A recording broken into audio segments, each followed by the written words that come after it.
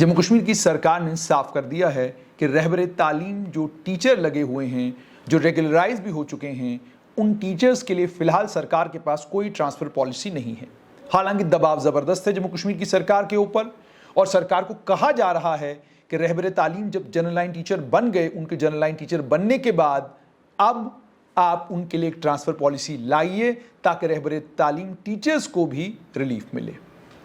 लेकिन सवाल यह है कि आखिरकार सरकार को रहबरे तालीम के लिए ट्रांसफर पॉलिसी लाने में दिक्कत कहां आ रही है। जब आप जम्मू कश्मीर की सरकार से बात करते हैं तो सरकार यह कहती है कि रहबरे तालीम टीचर जिस स्कीम के तहत लगाए गए थे, उस स्कीम में साफ तौर पर यह कहा गया था कि यह स्कूल स्पेसिफिक है। इन्हें जिस गांव के स्कूल में लगाया गया है, उस गांव के स्कूल की बेहतरी के लिए इनको लगाया गया है। हमने कहा कि थोड़ा पन्ने पलटें और देखें, जब रहबरे तालीम स्कीम 28 अप्रैल 2000 को आई तो इस स्कीम में था क्या। उस समय जब इस स्कीम लाई गई, उस समय की जो सचिव थी स्कूल एजुकेशन विभाग की, उन्होंने कहा कि इस स्कीम को इसलिए लाया गया है ताकि प्राइमरी और मिडिल स्कूल्स में जो स्टाफ की कमी है उसको दूर किया जा सके। और कंसेप्ट क्या था रहबरे तालीम स्कीम का? कंसेप्ट बेसिकली रहबरे तालीम स्कीम का ये था कि जो ये टीचर्स होंगे इन्हें रहबरे तालीम कहा जाएगा और मकसद ये है कि ये टीचिंग गाइड होंगे ताकि क्वालिटी एजुकेशन जो है वो गांव में प्रोवाइड की जा सके। वहीं के गांव के रहने वाले लोगों में से इनको निकाला जाएगा।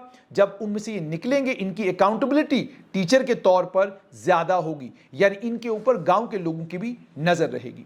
उसके बाद कहा गया रहबरे तालीम जी जो टीचिंग गाइड होंगे, इन टीचिंग गाइड्स के लिए कहा गया कि इनके लिए एक विलेज लेवल कमेटी बनाई जाएगी, जो विलेज लेवल कमेटी इनके ऊपर नजर रखने का काम भी करेगी। उस विलेज लेवल कमेटी में कहा गया कि जो बच्चे उस गांव में के स्कूल में पढ़ते हैं, सरकारी स्कूल में पढ़ते हैं, उनके दो माता पिता, दो लोग गांव से नॉमिनेट किया जाएगा जिनकी समाज में एक पहचान हो, जिनको समाज के लोग जानते हों। उसके अलावा एक महिलाओं में से एक रिप्रेजेंटेटिव रहेगा, एक शेड्यूल कास्ट का रिप्रेजेंटेटिव रहेगा, एक शेड्यूल ट्राइब कम्युनिटी का रिप्रेजेंटेटिव रहेगा और उसके अलावा इस कमेटी में जोनल एजुकेशन ऑफिसर यानी ZEDO भी रहेगा। विलेज लेवल कमेटी को ये जिम्मेदारी दी गई थी कि आप प्राइमरी और मिडिल स्कूलों में देखेंगे कि आपको टीचर्स की कितनी जरूरत है और जितना आपका एरिया ऑफ ऑपरेशन है। और असेसमेंट की बिना पर विलेज लेवल कमेटी को यह कहा गया था कि आपको यह ताकत दी जाएगी कि जो एलिजिबल बच्चे हैं वहां पर, जो सबसे ज्यादा पढ़े लिखे बच्चे आपके गांव में हैं, उनका आप जो है पैनल तैयार करेंगे। जब आपकी असेसमेंट हो गई, उसके बाद विलेज लेवल कमेटी की मीटिंग जो है वो ZEDO कन्वीन करेगा। लेकिन अगर ZEDO ये मीटिंग कन्वीन नहीं करता तो 3 नॉन ऑफिशियल मेंबर जो हैं उनकी मौजूदगी में ये मीटिंग होगी। और उसके बाद ZEDO को ये भी कहा गया कि ये उसके लिए ऑब्लिगेटरी होगा कि वो मीटिंग कराए। उसके बाद हालांकि ये भी कहा गया हो सकता मुमकिन ना हो पाए ZEDO के लिए मीटिंग कराना, तो उसके लिए ये कहा गया कि 3 नॉन ऑफिशियल मेंबर कह सकते हैं कि लाइए आइए जनाब मीटिंग करते हैं, इसको लेकर वो कर सकते हैं। 4 का कोरम होगा और 3 उसमें नॉन ऑफिशियल मेंबर होने चाहिए, यानी 3 वो लोग होंगे जो सरकारी मुलाजिम नहीं होंगे। जो पैनल वो तैयार करेंगे वो 1.5 टाइम्स होना चाहिए of the assessed requirement of रहबरे तालीम और वो मेरिट की बुनियाद पर पैनल बनना चाहिए। उसके लिए उस वक्त कंडीशन थी कि परमानेंट रेजिडेंट होना चाहिए, गांव का ही होना चाहिए जिस गांव में असेसमेंट की जा रही है। और उसके बाद VLC, अगर VLC सर्टिफाई करती है कि कोई भी गांव का बच्चा अवेलेबल नहीं है तो फिर पड़ोस के गांव से भी एक पैनल बनाया जा सकता है। मिनिमम क्वालिफिकेशन कही गई 10+2 और उसके बाद यह भी कहा गया कि एज क्वालिफिकेशन जो जम्मू कश्मीर की सरकार ने उस वक्त दी थी उसको फुलफिल करना चाहिए। उसके बाद यह भी कहा गया कि VLC को खास तौर पर ख्याल रखना होगा शेड्यूल कास्ट और शेड्यूल ट्राइब कैटेगरी के लोगों का। उसके बाद मोड ऑफ सिलेक्शन क्या था, इसको ध्यान से आपने सुनना है। Jammu Kashmir service selection board ने सिलेक्शन नहीं की, Jammu Kashmir public service commission ने भी सिलेक्शन नहीं की। कहा यह गया कि जो पैनल VLC ड्रॉ करता है उसे ZEDO को सबमिट किया जाएगा, ZEDO को सबमिट किया जाएगा और ZEDO से वो कंसर्न DC के पास जाएगा। DC डायरेक्टर स्कूल एजुकेशन के एक रिप्रेजेंटेटिव के साथ जिसे नॉमिनेट किया जाएगा एडवांस में, वो फाइनल सिलेक्शन करेगा असेसमेंट को उस इलाके के असेसमेंट को ध्यान में रखते हुए। और उसके बाद ZEDO कंसर्न जो है वो इसमें फाइनल ऑर्डर इशू करेगा कि रहबर तालीम को एंगेज किया जाए। यह तरीका था, यानी पैनल तैयार करना है विलेज लेवल कमिटी ने, मैंने आपको बता दिया उसके मेंबरान कौन है। उसके बाद वीएलसी उसको जेडीओ के जरिए डीसी को सबमिट करेगा पैनल को, और डीसी उसके बाद डायरेक्टर स्कूल एजुकेशन का एक नुमाइंदा वहां पर रहेगा, और उसके बाद फाइनल सिलेक्शन की जाएगी और एंगेजमेंट का ऑर्डर जो है वो इशू करना था जेडीओ ने। उसके बाद ऑनरेरियम को लेकर यह कहा गया कि उसे एक मंथली ऑनरेरियम 5 साल के लिए मिलेगा, पहले 2 साल के लिए 1500 रुपया, और बाद में कहा गया कि 2000 रुपया तीसरे साल से मिलना शुरू हो जाएगा। और यह भी कहा गया कि 2 साल के लिए रहबर तालीम को पहले एंगेज किया जाएगा और उसके बाद 3 साल के लिए उसका टेन्योर एक्सटेंड किया जाएगा अगर वहां पर 3 चीजें होती हैं। एक तो ये एनरोलमेंट ड्राइव, यानी उस सरकारी स्कूल में जो पढ़ने वाले बच्चे हैं उनकी एनरोलमेंट बढ़ती है। अगर पहले 100 बच्चे पढ़ रहे थे तो रहबर तालीम के आने के बाद वहां 200 हो गए, 150 हो गए, इस तरह का होगा। दूसरा ये कहा गया, एक तो पहली बात ये, दूसरी ये कहा गया कि जो ड्रॉप रेट है वो कम हो गया। यानी ड्रॉप रेट का मतलब ये हो गया कि बच्चे ने स्कूल में एडमिशन लिया, लेकिन एडमिशन लेने के बाद थोड़ी देर के बाद बच्चे ने स्कूल छोड़ दिया, तो अगर ड्रॉप कट रेट्स जो हैं वो भी कम होते, ड्रॉप आउट रेट जो है वो भी कम होता है। ड्रॉप आउट रेट कम होना जरूरी था। और उसके बाद जो परफॉर्मेंस होगा स्टूडेंट्स को, उसको इवैल्यूएट और एसेस करेगी वीएलसी और जेडीओ। हर गांव में ये होना था। विलेज लेवल कमिटी को और कंसर्न जेडीओ को स्कूल का परफॉर्मेंस देखना था, स्कूल के बच्चों में रहबर तालीम के आने के बाद कितना बदलाव आया है, इन तमाम चीजों की असेसमेंट वीएलसी और जेडीओ ने करनी थी। ये थी कंडीशंस, जिन कंडीशंस पर रहबर तालीम को लगाया गया था। उसके बाद सरकार 2007 में एक और बदलाव करती है। सरकार बदलाव ये करती है कि दोबारा कमिटी बनाई जाती है और कमिटी वीएलसी के अंदर बदलाव किया जाता है।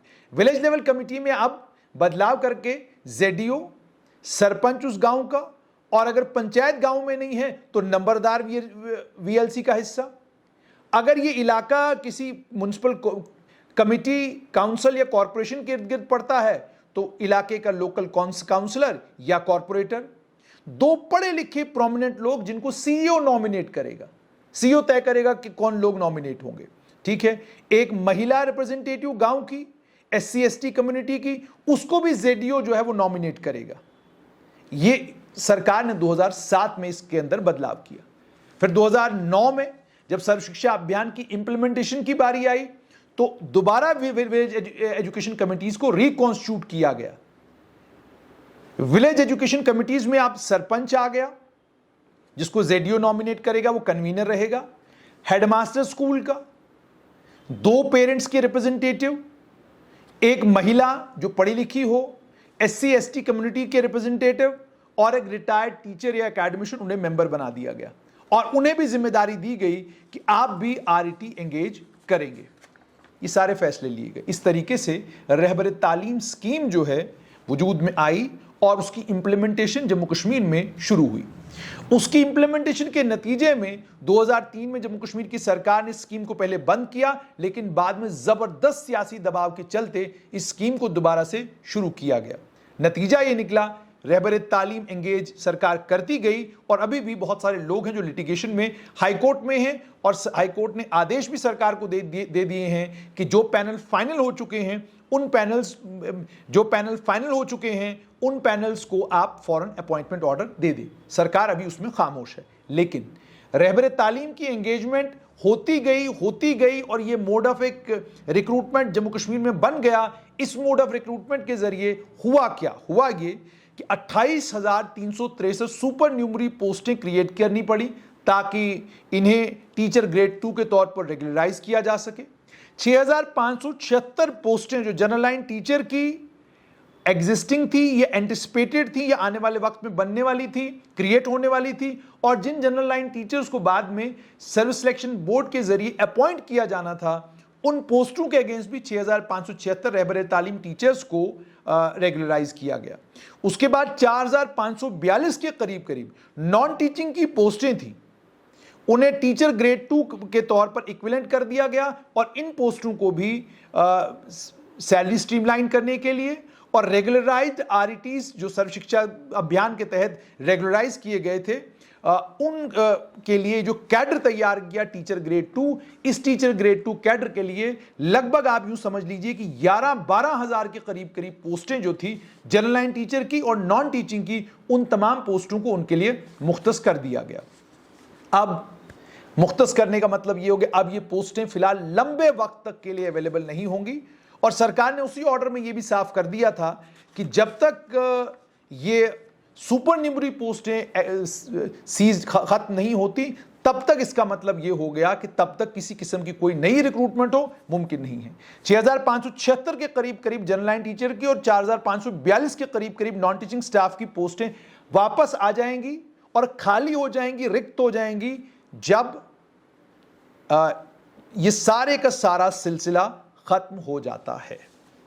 इसका मतलब ये है कि रहबर तालीम स्कीम की अगर हम बात करें तो स्कीम में रिक्रूटमेंट का मोड क्या था मैंने आपको बता दिया, और मैंने आपको यह भी बता दिया कि जम्मू कश्मीर की सरकार ने साफ किया है कि रहबर तालीम स्कीम चूंकि ये स्कूल स्पेसिफिक थी और जब ये स्कीम आई थी उस वक्त यही कहा गया था कि इन तमाम टीचर्स को जो रहबर तालीम लगाया जा रहा है, जो कानून आम तौर पर है कि सर्विस सिलेक्शन बोर्ड के जरिए लगाया जाता है, पब्लिक सर्विस कमीशन के जरिए आप जो है स्कूल एजुकेशन विभाग के लिए रिक्रूटमेंट्स करते हैं, इन तमाम लोगों को अगर इन दोनों इंस्टीट्यूशंस को ताक पर रखकर लगाया जा रहा है on the basis of their merit और विलेज लेवल कमेटी की रिकमेंडेशन, उनकी सिफारिश के ऊपर अगर लगाया जा रहा है, यानी सारे प्रोसेस को बालाए ताक रखकर अगर लगाया जा रहा है, तो लगाया इसलिए जा रहा है ताकि वो गांव देहात के स्कूल, जिन स्कूलों में तालीम का मयार कम था, जिन स्कूलों में पढ़ाने के लिए टीचर नहीं था, जिन स्कूलों में टीचरों की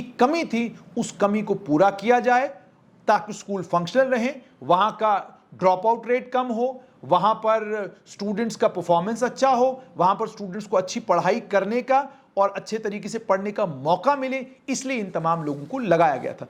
तभी आज स्कूल एजुकेशन विभाग कह रहा है चूंकि इनको इन तमाम कामों के लिए इन सरकारी स्कूलों में लगाया गया है, अब भले ही ये जनरल लाइन टीचर 2 बन गए हों, जनरल लाइन टीचर बन गए हों, उसके बावजूद इनके लिए सुपरन्यूमरी पोस्टें क्रिएट की गई हैं एक्स्ट्रा ऑर्डिनरी सिचुएशन में। इनके लिए जो पोस्टें एडवर्टाइज करनी थी, जिन पोस्टों के अगेंस्ट नए बच्चे लगने थे, उन पोस्टों को भी इनके लिए अगर रिजर्व किया गया है, वो भी एक्स्ट्रा ऑर्डिनरी सिचुएशन में किया गया है। तो चूंकि ये तमाम लोग एक एक्स्ट्रा ऑर्डिनरी सिचुएशन में लगे हैं, इसीलिए सरकार ये कह रही है कि आपकी जिम्मेदारी उन स्कूलों को बेहतरीन बनाना है जिन स्कूलों में आपकी अपॉइंटमेंट हुई है। चूंकि आप उन्हीं गांव के रहने वाले हैं, उन्हीं इलाकों के रहने वाले हैं, जिन इलाकों में ये स्कूल हैं, तो आप ट्रांसफर की मांग करते हैं, आप ट्रांसफर पोस्टिंग के लिए मांग करते हैं। सरकार का यह मानना है कि वो किसी भी तरीके से सही मांग नहीं है। और उसके बाद जहां तक जैसे मैंने आपको कहा महिलाओं का ताल्लुक है या रहबर तालीम के लिए जो म्यूचुअल का सिलसिला है, उसको लेकर सरकार की अभी जो राय बनी है, जो सूत्रों के हवाले से ज़राए के हवाले से खबर पता चल रही है, उसमें साफ तौर पर यह कहा गया है कि उस सिलसिले को कंटिन्यू रखा जाएगा, मगर फिलहाल रहबर तालीम को लेकर ट्रांसफर पॉलिसी पर सरकार की सोच यह है कि अगर हम इन्हें स्कूल स्पेसिफिक एरियाज से बाहर निकाल कर लाएं, तो लाएं किस लिए? क्योंकि आप गांव, जिस गांव में के आप बाशिंदा हैं, आप स्कूल उसी गांव में है, तो उससे नजदीक और क्या हो सकती है प्लेस ऑफ पोस्टिंग जिस जगह पर आपको पोस्ट किया गया।